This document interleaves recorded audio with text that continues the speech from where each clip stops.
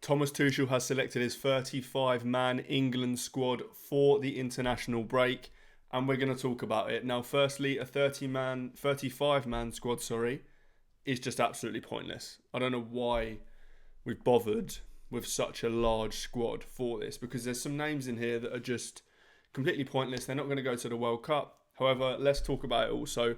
Goalkeepers, 4 of them just make complete sense. Dean Henderson, Pickford, Ramsdale, Trafford all make complete sense. They are the 4 best English goalkeepers. They are the 4 that you're deciding from, maybe with Nick Pope as well, if you're going to pick 3 for the World Cup. I don't see the point in taking Jason Steele at all. I'd rather actually take a young outfield player or a young goalkeeper. I mean, I did think that Pope would be... I thought that it would be 5 goalkeepers. If you're looking at 5 goalkeepers, then Pope would be one of them. However, if you're not going to take Pope, which I actually agree with, to be honest, I don't think Pope is a good goalkeeper. So I wouldn't have him in an England squad, don't get me wrong. But what's the point in taking a 35-year-old Jason Steele that has barely played in however long? Just take somebody else. Take Rushworth if you're going to take a goalkeeper. At least take a young goalkeeper who potentially could play when Pickford's done. I think this Steele... It's just pointless. It really is pointless. Onto the defenders. You've got Dan Burn, Mark Gahey, Lewis Hall, Ezri Konsa, Livramento, Maguire, O'Reilly, Kwanzaa, Spence, Stones and Tomori. I like this. I think this is a very, very good selection of defenders. Obviously, some obvious omissions. Reece James is injured, so he isn't in here. He isn't involved. He will be going to the World Cup. I'd be very surprised if he didn't, as long as he's fit. And his injury doesn't look like he's going to keep him out for too long. So you'd think he would be fit. A couple of other omissions, though. So Miles Lewis-Skelly, I guess that one isn't that surprising. Nico O'Reilly, Lewis Hall, Spence, Livramento are all better than him at left-back, you'd say. So I don't think there's any point in taking Lewis-Skelly. He's not playing enough football for Arsenal. So that one makes complete sense to me. No Trent is a really, really interesting one. No Trent. And yeah, he has recently come back from injury, but he's played quite a few games now for Real Madrid since he's been back from injury. So this one is maybe a little bit surprising, I'd say. I think he would needed to have been included in this squad if he was going to make the World Cup squad. So for me, it looks like he's probably not going to the World Cup now, which is a huge decision from Tuchel. And maybe he does put him in the World Cup squad. But if you're not making a 35-man squad, then it's very unlikely that you're going to make an even lower number.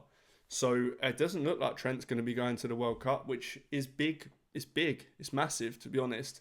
Another omission is Luke Shaw.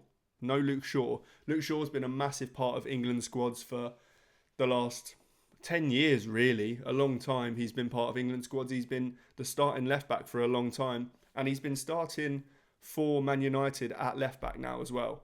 So I did think he would be included in a 35-man squad. When you're putting together, how many defenders is that? 11 defenders? And Luke Shaw's not making it. I don't necessarily hate that, to be honest. I don't think I'd be playing Luke Shaw. I think O'Reilly and Hall are both better left-backs. And actually, Livramento and Spence, I don't mind at left-back either. So I'm kind of fine with not taking Shaw, but it's definitely a big call. I do think Lewis Hall is our best left-back, so I rate that he is being picked. I mean, it's probably not surprising that he's being picked, but I do like it for sure.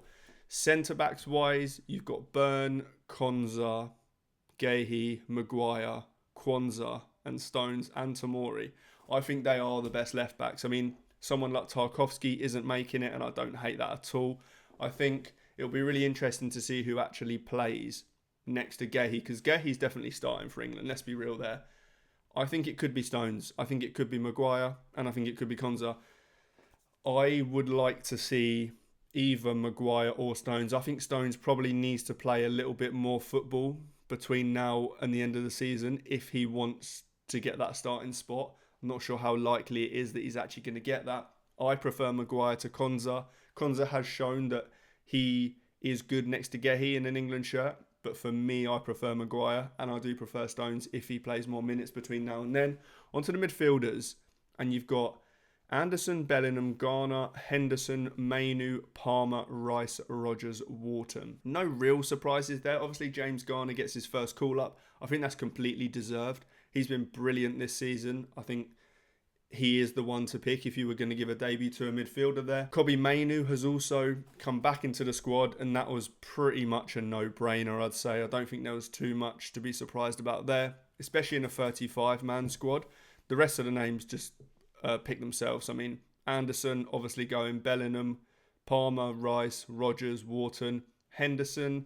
Again, that's probably not that surprising. I do think he'll be in and around the squad for the World Cup. Whether he actually makes it, I'm not sure. Maybe one name that, and this is because I really like him, maybe he isn't potentially being spoke about by others. I think Curtis Jones could have been in this squad, really. I do like Curtis Jones, and I did a video before about the England squad that I would choose. I'd actually have Curtis Jones in here over the likes of Henderson and Garner, personally. But I don't hate this. I don't hate this at all. And then up front, this is where there's some really interesting ones. So, Jarrod Bowen, Calvert-Lewin, Eze, Foden, Gordon, Kane, Madueke, Rashford, Saka, Solanke. So, the big one really here is Calvert-Lewin and Solanke over Ollie Watkins. Ollie Watkins hasn't made it. Danny Welbeck hasn't made it. And I think if he had a chance of going to the World Cup, then he had to make it into this squad. Solanke and Calvert-Lewin, I actually think this is completely the right call. Watkins has not been at it this season. He has been absolutely useless for Aston Villa. And Aston Villa fans will agree, if you've watched Watkins a lot this season, he just hasn't been good enough. He really hasn't been good enough.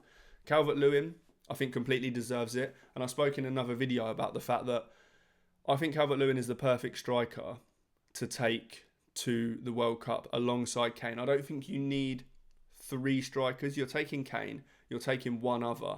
I'm not sure you need that third striker because you've got a Gordon in the squad, because you've got a Rashford in the squad who can play up front and give you something like a Watkins gives you, whereas Calvert-Lewin, not many players can give you that. If you're 1-0 down or you're drawing and you need a goal, the situation that happens in tournaments or in any game where you desperately need a goal is that you will get the ball wide and spam crosses into the box.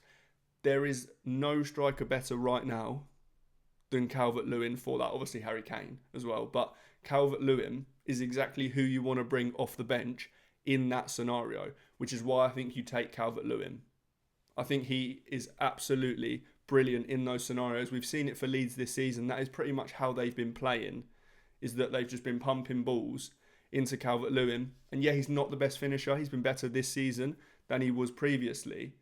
But I really like this. I think that he absolutely should be in here. I absolutely think Watkins doesn't deserve to be in here as well. Solanke, I do think Solanke's been better than Watkins in the limited amount of football he's played recently as well. He's kind of shown that he is good and good enough. So I like the Solanke over Watkins pick, to be honest. I like the Solanke over whoever else pick, to be honest. I'm hoping that it would be Calvert-Lewin over Solanke in the actual squad, if not both. And then on the wing, so this is an interesting one because I think there's a big debate between Bowen and Madueke for that second right wing spot for the actual World Cup squad.